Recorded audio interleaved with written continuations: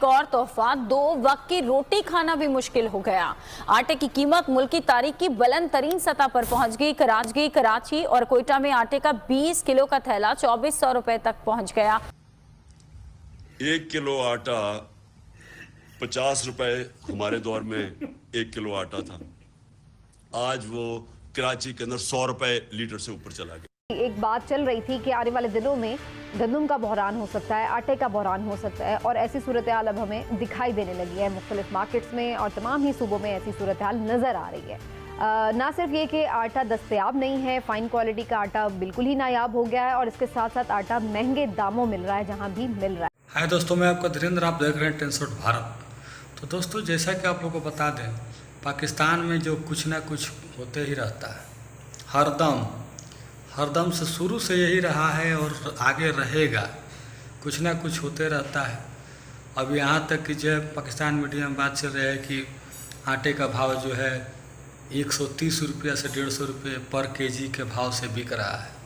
आवाम भूखे मर रही है, बेरोजगारी फैली हुई है, बाढ़ आए हुए हैं।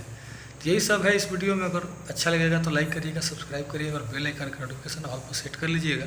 तो चलिए दोस्तों, देखते हैं वीडियो को, क्या है इस वीडियो में।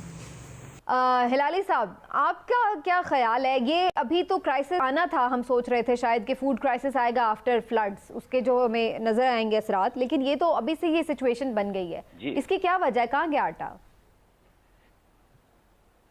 देखिए समीना, आपने बिल्कुल सही कहा था कि आटा का कीमत आज कराची में 130 से 150 रुपया फी किलो मिल रहा है। 5200 रुपया मोंड आटा मिल रहा है। अब लोग पूछ रहे हैं कि सिंध गवर्नमेंट को पूछ रहे हैं कि वो जो आटा आपको दिया था तकसीम करने के लिए, फेडरेशन ने दिया था, वो किधर है? उसको क्या आपने डिस्ट्रीब्यूट कर लिया है? इसलिए कि अगर आप कर लिया है तो कुछ लोगों को तो नामो निशानी नहीं है आटे का। और बहुत लोग ये पूछ रहे हैं, क्या ये आटा आप लोगों ने फ्लावर मिल ओनर्स जो दोस्त हैं उनको दिया हुआ है? बहुत सारे उनमें से MNAs और MPAs हैं। तो ये लोग कह रहे हैं, क्या ये आटा गोदाउन में चले गए हैं वडेरे के, जैसे एक जमाने में टेंट्स चले गए थे? आप आटा रोक रहे पंजाब से इस बहाने पे कि आप कंप्लेंट कर रहे हैं, माने सिंध कंप्लेंट कर रहा है कि पंजाब से आटा आ रहा है, आटा नहीं आने दे रहा है, सिंध कमिंग टू सिंध नहीं आने दे रहा है, रोक रहे हैं। तो पंजाब का हक होता है पूछने कि भाई वो आटा तुम्हारा कैसे हुआ? क्या वो आटा तुमने कब खरीदा? ये तो आटा हमारा है। तो मेरा मतलब ये है कि Sameena, it is a terrible situation. Food 4 out of 4/5, 5 हिस्से में से 4 हिस्सा राइप क्रॉप तबाह हो गया है, और गंदम का भी 30-40% कम है, फ्रूट वेजिटेबल सब चीज। तो अब बात है, आप करेंगे क्या? कुछ कहते हैं कि पानी थोड़ा सा जाएगा तो फिर शायद प्लांट करेंगे।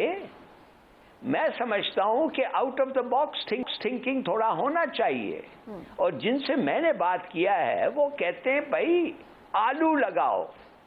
आप हैरान हो जाएंगे, कहते हैं आलू लगाओ। 4 गुना ज्यादा आलू प्रोड्यूस होता है उसी एरिया में निस्बतन आटा। शक्करकंदी लगाओ और गवर्नमेंट को कहो प्राइस को गारंटी करें कि फार्मर लगाए वो उसको। वो एक तरीका है। दूसरा तरीका ये है कि यह आटा तो अफगानिस्तान को स्मगल हो रहा है, और एक दिन ऐसा आएगा कि अगर हम अफगानिस्तान को, खास तौर जलालाबाद वैली को, इसलिए वो पिशावर वैली की तरह, अगर उनको मदद करें आटा गंदम उगाने में, तो हमारी स्मगलिंग कम होगी। एक तो और ये बड़ा मसला जो मुझे एक सजेशन मिला है, और जो मुझे सजेशन मिला है जो अच्छा है, और वो ये है कि वो जो छिलका होता है गंदम का, वो बड़ा न्यूट्रिशियस होता है, और वो 10% होता है वो ग्रेन का वेट। तो मेरे ख्याल में बहुत सारे तरीके हैं, मगर बहुत सारे सवाल उठ रहे हैं। लेकिन हमारे पास तो एक ही आसान तरीका होता है कि बस हम बाहर से मंगवा लेंगे, और क्या। पहले आसिम रजा साहब का मौक़िफ़ जानते हैं। आसिम रजा साहब, क्या वजह है? एक तो आटा मिल नहीं रहा है, और फिर कीमत उसकी मुख्तलिफ है, मुख्तलिफ जगहों पर रोज़ बरोज़ बढ़ती भी जा रही है। आसिम, हेलो जी आसिम रज़ा साहब, आपको आवाज़ आ रही है मेरी? जी, अभी आ रही है, अभी आ रही है। जी, मैं आपसे ये पूछना चाह रही हूँ, फरमाइएगा कि आटा क्यों नहीं दस्तयाब है मार्केट में उस तरह से, और फिर उसके रेट्स का भी बड़ा प्रॉब्लम है, मुख्तलिफ रेट्स पे मिल रहा है और फिर रोज़ बरोज़ बढ़ते ही चले जा रहे हैं रेट्स। देखिए, गुजारिश ये है कि इस टाइम पे सिर्फ पंजाब में गंदम इशू की जा रही है फ्लोर मिल, तो वो भी मतलूबा तादाद के मुताबिक नहीं है।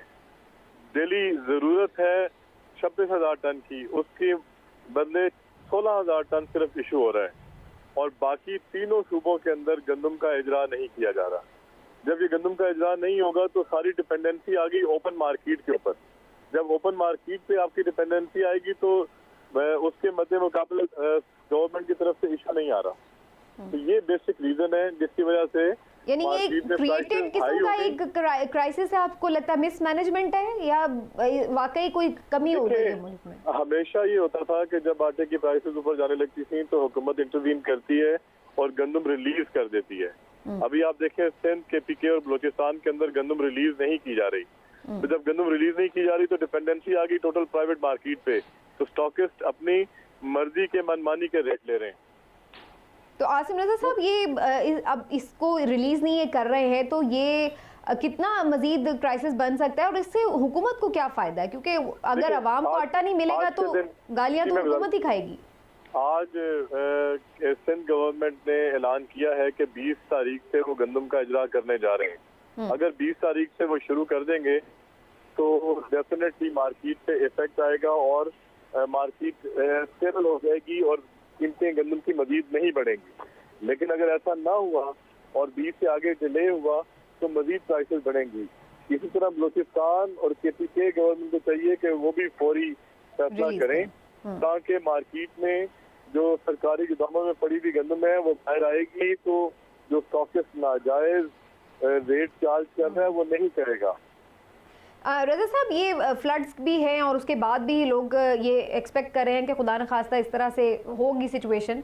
अब आप समझते हैं कि पाकिस्तान को फिर से भी फौरी तौर पर इसकी प्लानिंग कर लेनी चाहिए कि इंपोर्ट करनी है गंदम या किस तरह से इससे निपटना है? अगर कोई ये 11 लाख टन ऑलरेडी इंपोर्ट हो चुकी है, 20 लाख टन वफाकी हुकूमत इंपोर्ट कर रही है जिसमें से 11 लाख के ऑर्डर हैं।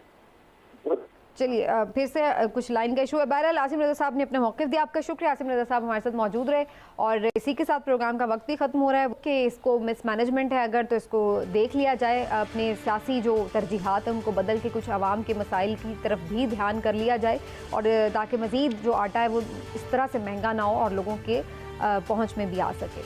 आज के प्रोग्राम को ख़त्म करते हैं नाज़रीन, इंशाल्लाह फिर आपसे मुलाकात होगी। अपना ख्याल रखिए, अल्लाह हाफ़िज़।